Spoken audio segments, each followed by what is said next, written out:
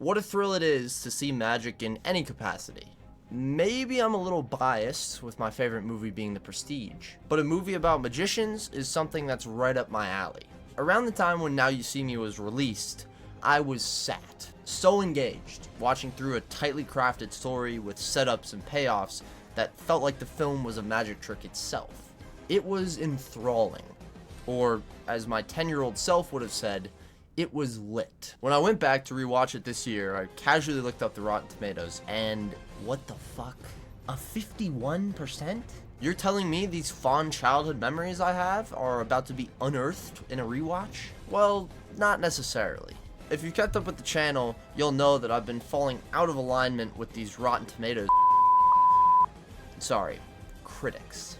As I started rewatching Now You See Me, I was met with a well-ironed thrill. Something that felt original, if you haven't seen Ocean's 11, and felt like a fast-paced blast. A popcorn movie with some real merit. The set pieces, the characters, the live show, the enigmas, the rivalries. It was after all of this, at about the 45-minute mark, that I started to further question how these have platforms. Sorry, critics. It seems just as this thought popped into my head, the movie had a trick up its sleeve.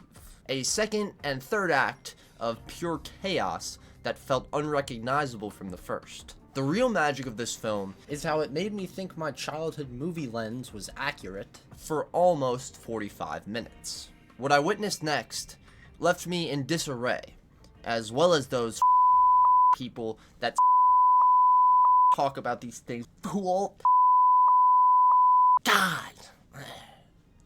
Sorry, I meant critics.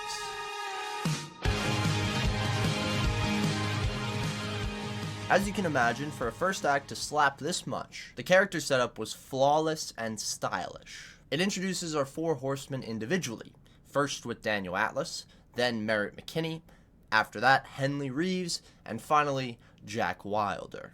All of these four show us and their audience different tricks. These tricks immediately tell us who the characters are. Daniel's an ego-ridden celebrity magician, Merritt's a manipulative mind reader, Henley's a flashy escapist, and Jack, well, Jack's a pickpocket. A magic pickpocket. These intros are snappy and set up who these people are without any exposition or really even that much dialogue. It's pure visual storytelling, catapulting us into the lives of various types of performers. But real quick, I want to go back to Daniel's intro.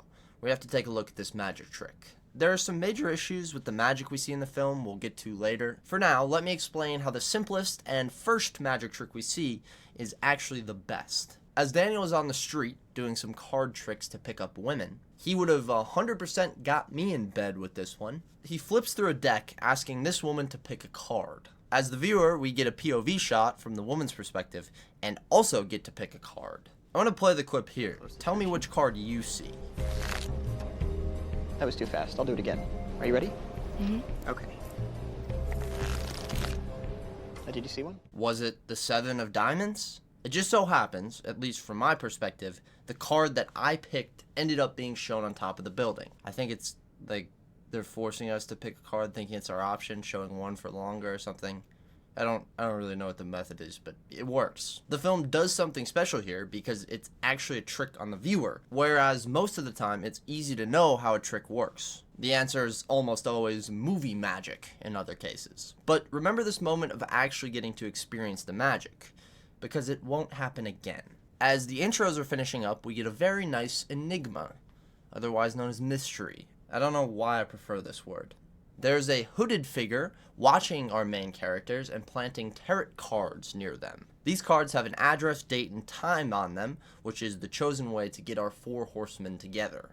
When the four meet up for the first time with a mystery ahead of them, it feels natural, with most of the dialogue setting up the chemistry or otherwise within the group. This is really the end of our intro, but there's already so much here. 4 magic tricks, 4 distinct characters, a mystery, and a future group dynamic that will surely be played into.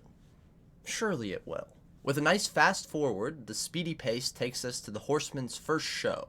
And god damn it, it's epic.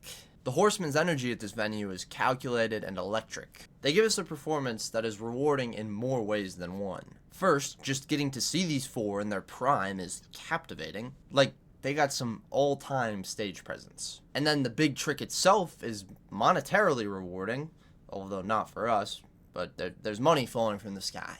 Knowing this is a heist movie, you're sitting here waiting for a robbery, but right now it seems so simple. They teleport a man to the vault as we see him inside the vault, cross-cutting with the actual bank security getting ready to open the vault door. Right when we think this audience participant is about to get caught, he vanishes, along with a stack of money. We find out later how this really went down, 2 separate vaults. But that doesn't take away from the high-tension magic heist this is. Now, with our money stolen, within this cherished Act 1 is our FBI storyline. This introduces the second Hulk and Shoshana, who are playing FBI agents in this film. Plus, they aren't the only people looking to take these magicians down. Thaddeus Bradley is set up as a person who shows off how magic tricks are done and makes money off of that. So you have the FBI and a magic undoer on the trail. All of this completes the setup within 45 minutes. It moves fast, feels intentionally crafted,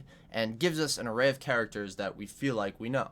Oh yeah, and there's magic. Everything leading up to this plane ride feels like the perfect setup for some answered questions, bigger heists, and of course more tricks. As for the tricks, let's talk about the problem with what we see for the rest of the film. Every other trick ends up not being as fun to watch as the first one because it's not live magic. We know that all of this can easily be done in the editing room. The movie needed more tricks like that first one, where we're actually in the audience's shoes. All of these parts of an act just don't have the same punch as a simple card trick. It sounds insane to say, but committing to some smaller tricks where we can go, whoa, rather than the transformation, doppelganger, mind control, or floating tricks, is a way better sell for a movie about magicians. What Now You See Me does is like a cook making one course of food for you to eat, and then making 3 more courses of top tier food that you can only look at. Like, yeah, the food is cool, but if I can't participate, then fuck that. Is that a good analogy? I don't... Another sad turn this movie makes is with the characters. Or should I say, it doesn't make a turn at all. Our 4 core characters become completely stagnant. There's only a few scenes of actual dialogue between the group. The rest are just performances and running from the FBI. Those are entertaining scenes, sure. But when we don't know who these people are past their tricks, it takes a lot out of the film. There's no intergroup rivalries, growth, or conflict of any kind. Just running and magicking. All the other characters in the film seem to get more focused than the Horsemen, which is a huge miss. You can't have the people we're cheering for become no more than props. The rest of the film is a true mess. So much so we're gonna have to rapid fire these off to fit it all in. We have the FBI being powerless to concert venues. I don't care that it's Mardi Gras. You're the fucking FBI. Shut this thing down. Half the runtime narrating how things actually played out. At least they got Morgan Freeman for that, I guess. A twist that makes no sense for how the character was acting. I mean, this guy, who ends up being a part of the initial enigma, fakes incompetence even when nobody's around. Sometimes even making the job harder on himself for no reason. Gotta sell the bit, I guess. The payoff for what the tarot cards mean and what the underground magician society is, or whatever, is a carousel ride.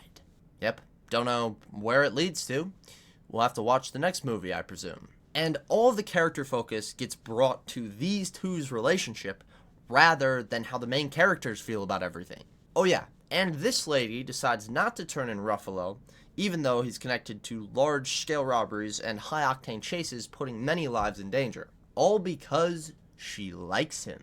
These choices distract from what the movie used to be. A grounded, audience participation magic show with plenty of mystery and flash. They instead choose to turn it into a poorly written, noisy cartoon. The end of Now You See Me, well, not even the end, the middle and the end of Now You See Me, made me understand why it is not critically acclaimed. It is an overwritten, undercooked spectacle that has zero merit outside of some decent cinematography and intriguing live performances that we don't actually get to experience live. If you try and think about the film's logic or figure out who any of these people are on the inside, you'll surely be frustrated. That's because you'll soon see all that's up this movie's sleeve is disappointment. And with that, thank you, Leroy. Specifically you, Leroy. And of course, to everyone else who watched this one, thank you.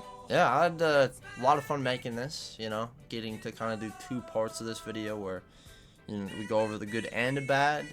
The good and the bad in the movie. I feel like I normally just focus on one or the other. This one was a nice blend of both. It's a shame that the second and third act had to overshadow the first so much, but hey, if you have an extra 45 minutes on your hands, just watch up to this plane ride scene with Michael Caine and then just press pause, never pick it up again. You'll be pretty happy with the movie. But yeah, I think we're done here. So, deuces.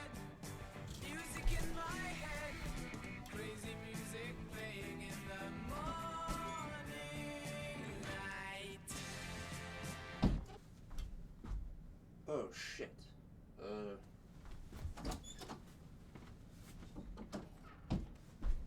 God damn it.